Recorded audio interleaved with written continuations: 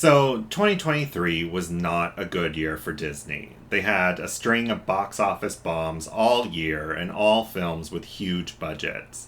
There are a variety of factors that go into what makes a movie considered successful in today's world, but a good rule of thumb is to multiply the film's budget by two, maybe 2.5 times.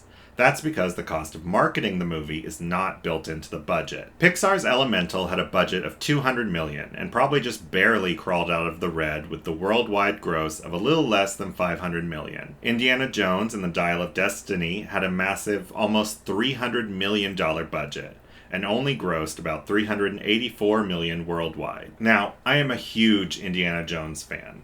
And even I'm not sure how Disney thought audiences would run to see another one and make it a massive box office success. The movie itself wasn't terrible, but I think the critical failing of the last adventure, Kingdom of the Crystal Skull, may have made them too afraid to make a unique or interesting movie. Haunted Mansion had a $150 million budget, and the global box office for that was only $117 million. And for my thoughts on that one, you can check out my video on that movie. It feels so cool to say that, like it's such a YouTuber thing, like, oh, check out this other video on my channel.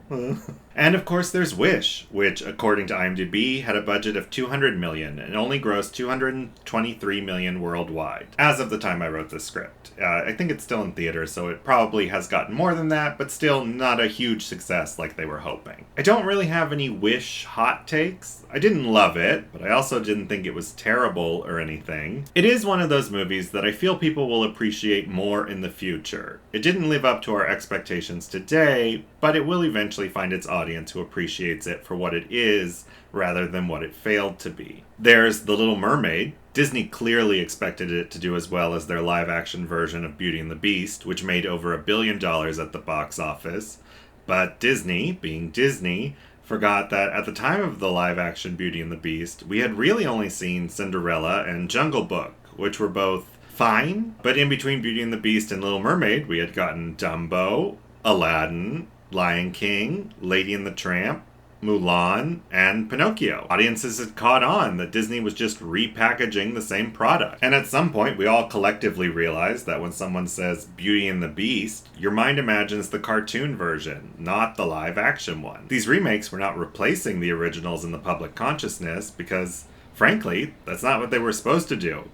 They were supposed to get you to pay money to see the same thing twice. The Little Mermaid had a budget of $250 million and grossed $569 million worldwide, nowhere near the $1 billion mark Disney was expecting. The idea of Disney repackaging the same product and selling it back to consumers is maybe partially what's going on with Marvel at this point.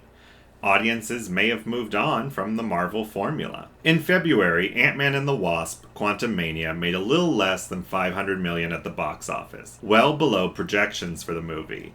And then in November, the Marvels opened to the lowest weekend ever for a Marvel movie. And I love the MCU, but I have felt the same pains a lot of people have since Avengers Endgame in 2019, and that's that nothing seems to be building to anything anymore. Where you could watch multiple movies before and get a satisfying character arc, like with Captain America, and yes, I'm willing to die on the hill that Captain America got the perfect ending, I'm sorry, Bucky fans, characters no longer feel consistent across these projects.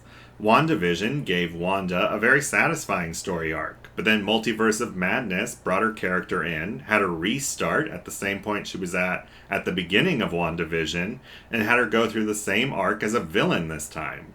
It's not a progression of character, it's a regression. Consuming all this Marvel media no longer feels worth it, as they'll just undo major character moments in order to tell whatever current story they're trying to tell. But what I'm more interested in is how the current box office failures will impact the theme park. D23 is the official Disney fan club, and it hosts the D23 Expo, where Disney will make major announcements about films, TV, the cruise line, Broadway, and the theme parks.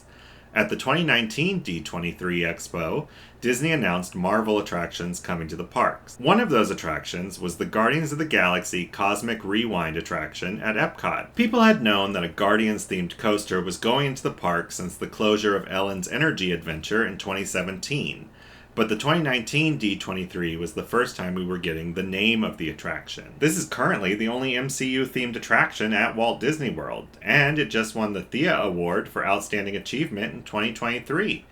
And that's awesome, and as luck would have it, there's an empty building next door to it where something else interesting and maybe Guardians themed could go. Guardians of the Galaxy Volume 3 is the one bright spot for Disney this year, as it earned well over its $250 million budget, with an impressive $845 million. But the director, James Gunn, is leaving Marvel to go work for the competition and revamp Warner Bros. DC Extended Universe, which has had its own string of box office bombs that could be their own video. With no future Guardians films on the horizon, the director leaving the company, the rest of the MCU in trouble, and a difficult contract about what kind of Marvel content can be in the Walt Disney World Resort, I doubt we'll be able to see anything Marvel-related moving in next door to their extremely popular new attraction. Which is a shame, as the attraction that was originally announced in 2019 has been pushed back and put on hold multiple times, and the building still sits abandoned. But bigger than the Guardians announcement at that 2019 D23 was the introduction of Avengers Campus,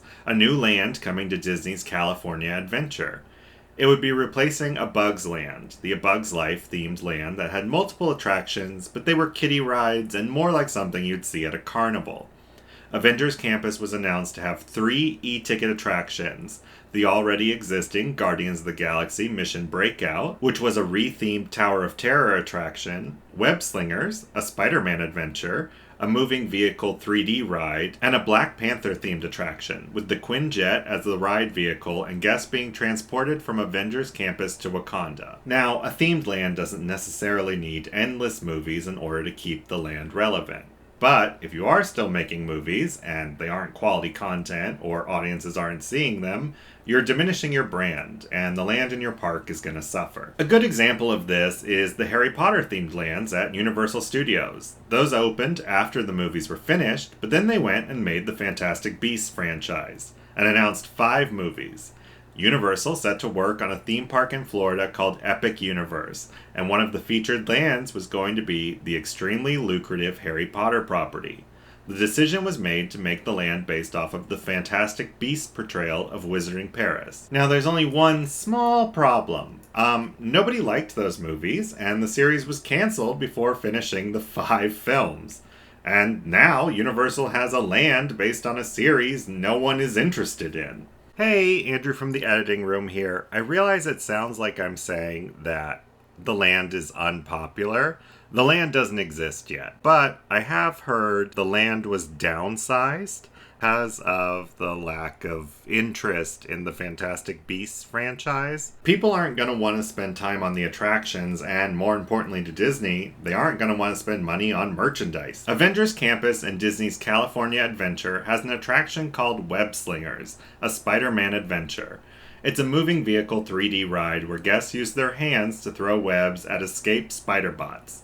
The ride vehicle monitors the guest's hand movements and has it interact with the screen, so kind of like Toy Story Midway Mania, only there's no pull string shooter the guests are using. Disney decided they could make more money by having guests buy upgrades for the ride. Guests can purchase superhero upgrades like Spider-Man's web shooters, Iron Man's repulsor, Shuri's vibranium gauntlet blast, Doctor Strange's mystic amplifier. There may be more. I wasn't able to find any of these on the Shop Disney app, so this is just what was available on my last trip to Disneyland. But guests can drop $34.99 on the power band, which is what makes the fun attachments work, and then an additional $24.99 on the superhero upgrade they want.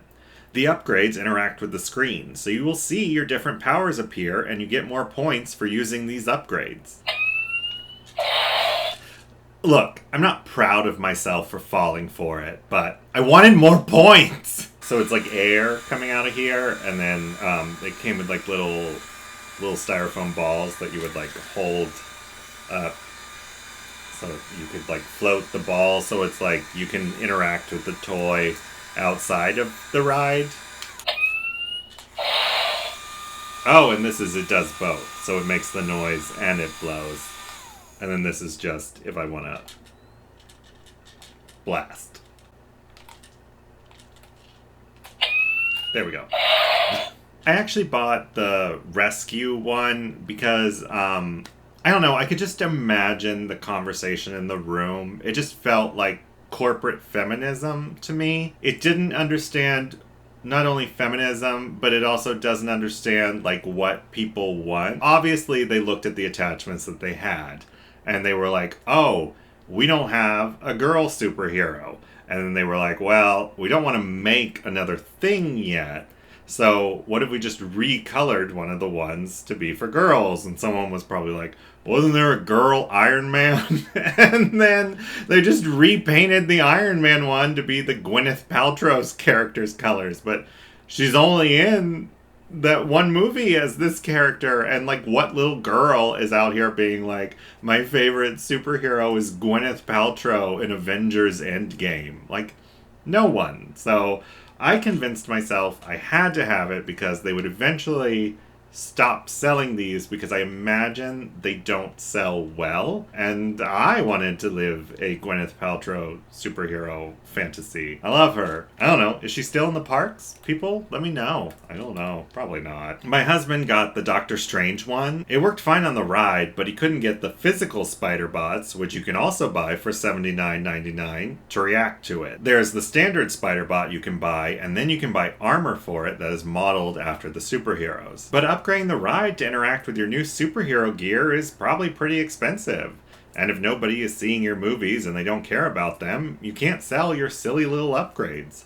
Which I would argue is probably more important for Disneyland, as most of their visitors are local. You need a steady stream of new merch for them to buy so they can see how it interacts with the ride. The Quinjet attraction was not built, and the exterior of the building currently serves as a stage of sorts for the little shows that they do. I don't think it works particularly well as a showcase for action performances, but I always appreciate when Disney prioritizes their characters and the performers, so it is nice and probably would not have happened if they had the attraction there. In September 2022, a couple of months before the release of Black Panther: Wakanda Forever, Disney announced they were scrapping the Wakanda-themed version of the Quinjet attraction, and they were replacing it with a multiverse attraction, probably due to the nearly $1 billion that Doctor Strange: Multiverse of Madness brought in earlier that year, and the death of Chadwick Boseman, who played T'Challa. No opening date has been mentioned, and if Marvel movies continue to underperform at the box office, it seems very likely that Disney will abandon enhancements for the land and we'll never see a third ride. While Marvel hasn't really had a bad year like this before, Disney definitely has weathered worse storms. And because of that, I don't want to count Marvel or Disney out yet. Last year was definitely rough for them. And even though Marvel is struggling to keep an audience engaged, they do now have an arsenal of popular characters that they can introduce since Disney purchased Fox.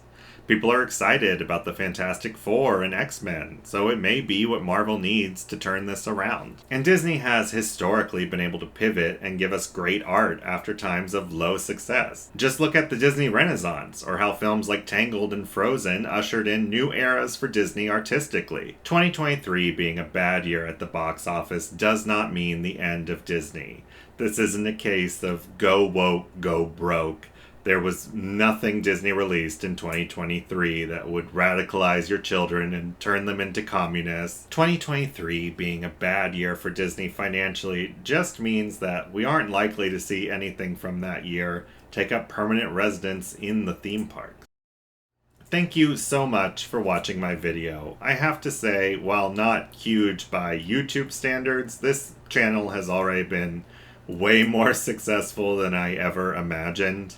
I have 50-something subscribers, which is crazy to me. Truly did not expect double digits. If I'm being honest, I truly thought I would be just like me, making little videos and being creative, but I really appreciate the subscribers, the likes, the comments. I even got a mean comment, which I was actually really excited about because I'm like, oh, I feel like I've made it then. If someone like takes the time to say something mean, it means that, you know, you're a YouTuber. You've made it. You're successful. So for this video, give it a like and leave me a mean comment. I would love it if I just got a bunch of mean comments. I think it'll be really fun. If you're interested in seeing more, go ahead and hit that subscribe button. My goal for 2024 is at least one video a month, and I have planned up through the summer, like what I want to do. Obviously, things may change and whatnot, but I have a good idea, like a good outline of like what I want, and then a couple backups if other things happen. So be sure to like, leave me a mean comment, and hit that subscribe button. Thanks. Bye.